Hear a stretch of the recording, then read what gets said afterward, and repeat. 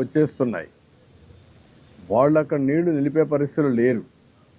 ఎక్కడైతే వర్షం పడిందో ఆ వర్షం అంతా మున్నేరుకు వస్తుంది, లేకపోతే ఇక్కడికి వచ్చే కొందికి బుడమేరకు వచ్చేస్తుంది. అవన్నీ వచ్చేస్తాయి.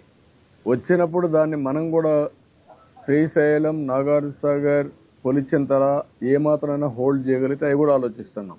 నేను మధ్యాహ్నం కూడా మీకు చెప్పాను, పులిచింతల నుంచి 6 గంటలు ఇక్కడ రావడానికి పడుతుంది. పులిచింతల్లో కొంత వాటర్ కట్ చేశాం. అక్కడ ఇంపౌండ్ చేయగలిగినంత వరకు అక్కడ ఇంపౌండ్ చేస్తున్నాం. కానీ అక్కడ కూడా ఇంపౌండ్ చేయలేనప్పుడు ఆ వాటర్ కంపల్సరీ రావాల్సి వస్తుంది. అదే మరి ఇంటర్మీడియట్ వచ్చేటివన్నీ కూడా మున్నేరు, బుడమేరు ఇవన్నీ కూడా వచ్చే పరిస్థితి వస్తున్నాయి. ఇవన్నీ రాత్రికి మాకు క్లారిటీ వస్తుంది. తగ్గుతుందా, ఇంకా పెరుగుతుందా, అవర్లీ చూస్తున్నాం. అవర్లీ మీరు చూస్తే 8 o'clock 9,40,000 క్యూసెక్స్ ఉంది. అదే మరిగా ఈరోజు 8 గంటలకు అది ఉంటే 9 గంటలకు 9,72,000 పెరిగింది. అంటే దగ్గర దగ్గర 32,000 క్యూసెక్స్ ఆఫ్ వాటర్ పెరిగింది. సో ఇవన్నీ ఉన్నాయి, అన్ని మానిటర్ చేస్తున్నాం. క్లోజ్గా మానిటర్ చేసి ఎన్ని విధాల ప్రయత్నం చేయాలో అన్ని విధాల ప్రయత్నం చేసి water regulation, flood management, rescue, relief and rehabilitation మొత్తం కూడా ప్లాన్ చేస్తాం.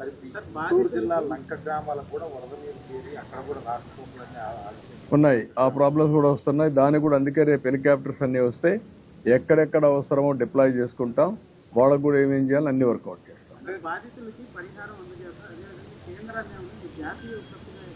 డెఫినెట్గా అడుగుతాం. రేపు ఎన్ని అయిన తర్వాత ఫస్ట్ వాళ్ళకి ఇన్ఫర్మేషన్ ఇచ్చాం, ఒక లెటర్ పంపిస్తాం. జాతీయ విపత్తుగా డిక్లేర్ చేసి రాష్ట్రాన్ని ఆదుకోమని కూడా కోరుతాం. అది రేపు పంపిస్తాం.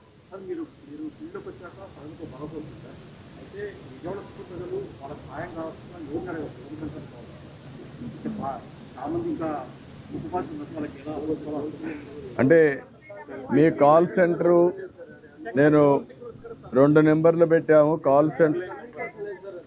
అదేమా ఇప్పుడే ఇస్తాను ఆ నెంబరు. చూడ అటువంటి ఆ నెంబర్ అండి. ఇప్పుడు నేను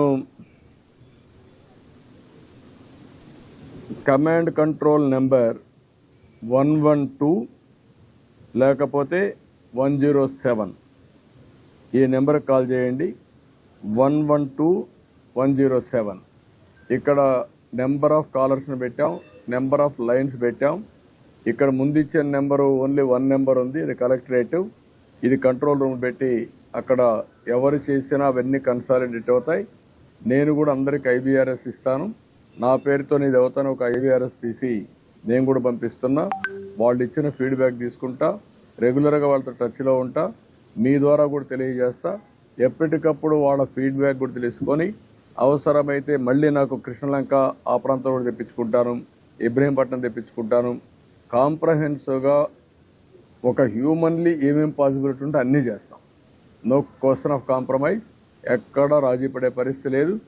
ఈ అవసరమైతే 3-4 రోజులు మేలుకుంటాం, రాత్రి మగుళ్ళు పనిచేస్తాం. ప్రతి ఒక్కరికి న్యాయం జరిగిన తర్వాత ఇక్కడి నుంచి బయలుదేరాం.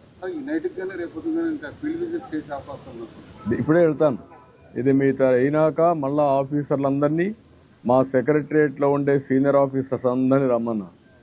ఆల్ IAS ఆఫీసర్స్, సెక్రటరీస్ అందరూ, సీనియర్ సెక్రటరీస్ కూడా ఒక్కొక్క సచివాలయం తీసుకుని మానిటర్ చేస్తాం. మేమేదో పెత్తనం చేయడానికి లేము. మేము ప్రజలకు సేవకులుగా ఉంటాం. వాళ్ళకు న్యాయం జరిగే వరకు ఇక్కడే ఉంటాం. లాస్ట్ టైం కూడా నేను హరికేన్ తుఫాన్ వచ్చినప్పుడు రాజమండ్రిని RDO ఆఫీస్ని సెక్రటరీ చేసుకొని 10 రోజులు అక్కడే ఉన్నా నేను. అదే మరిగా విశాఖపట్నంలో కలెక్టరేట్ని సెక్రటరీగా చేసుకొని అక్కడే ఉన్నా.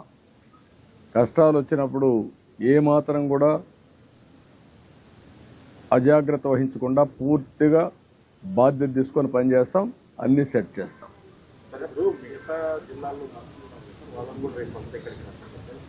అవసరమైతే అక్కడ కూడా కొన్ని చిన్న చిన్న ప్రాబ్లమ్స్ ఉన్నాయి.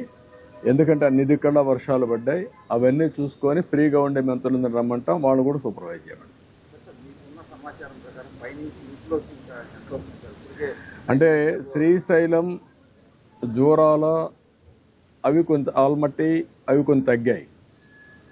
అయితే శ్రీశైలం నుంచి నాగార్జునసాగర్కి వచ్చేవి కూడా తగ్గుతున్నాయి. నాగార్జునసాగర్ మళ్ళా పులిచింతల నుంచి కిందికి వచ్చే డౌన్ స్ట్రీమ్లో ఎక్కువ వస్తున్నాయి.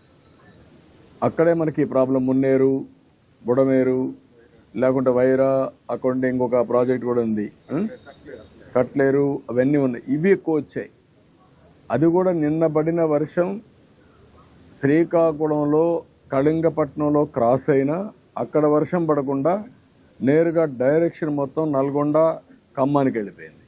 అక్కడ పడిన వర్షపు నీరుని ఇక్కడికి వచ్చాయి. మళ్ళా మొన్నే అతలాకుతలం చేసింది గుంటూరు, కృష్ణా జిల్లాని. ఇప్పుడు అదనంగా పైన పడ్డాయి.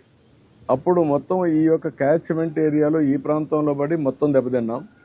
పైన పడే కొందికి ఆ నీరు కూడా కిందికి వచ్చాయి. రెండు విధాలు. అదే శ్రీకాకుళంలో వర్షం పడి ఉంటే ఇంత ప్రమాదం వచ్చేది కాదేమో. అక్కడ గాలి లేదు, వర్షం లేదు. ఓసారి డెస్టినీ, కొన్ని ఇబ్బందులు వస్తాయి. ఆ ఇబ్బందులు సమర్థవంతంగా ఎదుర్కోవడం తప్ప వేరే మార్గం లేదు. ఏం చేయాలో అన్ని చర్యలు చేస్తాం. Will act it. ఇంకోటి ఈ ప్రజలు ఒక ప్యానిక్ సిచ్యువేషన్ ఉంది. రేపు అంటే అమావాస్య కారణంగా ప్రభుత్వం ఈ వాటర్ని రిసీవ్ చేసుకోగా ఎదుర్కొనే అవకాశం ఉంది. మున్నేరు కేసులో కూడా మళ్ళీ ప్రభుత్వ దగ్గర మళ్ళీ ఎదుర్కొనే అవకాశం ఉంది. దాంతో నందిగామ అంటే నందిగామకు సంబంధం లే కదా. అది మరి మున్నేరు వస్తే మొత్తం హైవే మీదకి వచ్చేసి ఒకవేళ వచ్చినా కూడా సముద్రం నుంచి కిందికి వస్తే ప్రకాశం బ్యారేజ్ కిందన కదా ఇవన్నీ. ఇంకా వస్తే ప్రాబ్లం వచ్చేది ఈ పక్క వస్తుంది, పైన రాదు. ఏది ఏమైనా ఒక ప్రాంతంలో వస్తుంది, ఒక ప్రాంతంలో రాదనకుండా ప్రాబ్లమ్స్ ఉంటాయి, సమస్యలు ఉంటాయి. ఆ సమస్యలను అధిగమించడానికి ఏమేం చేయాలో అన్ని చేద్దాం. మేమన్నీ కూడా వాచ్ చేసుకుంటాం. Time to time end to end solutions ఏవైతే ఉన్నాయో మానవత ఎలాంటి తప్పు చేయకుండా మన మనుషులుగా సమర్థవంతంగా నిర్ణయాలు చేసి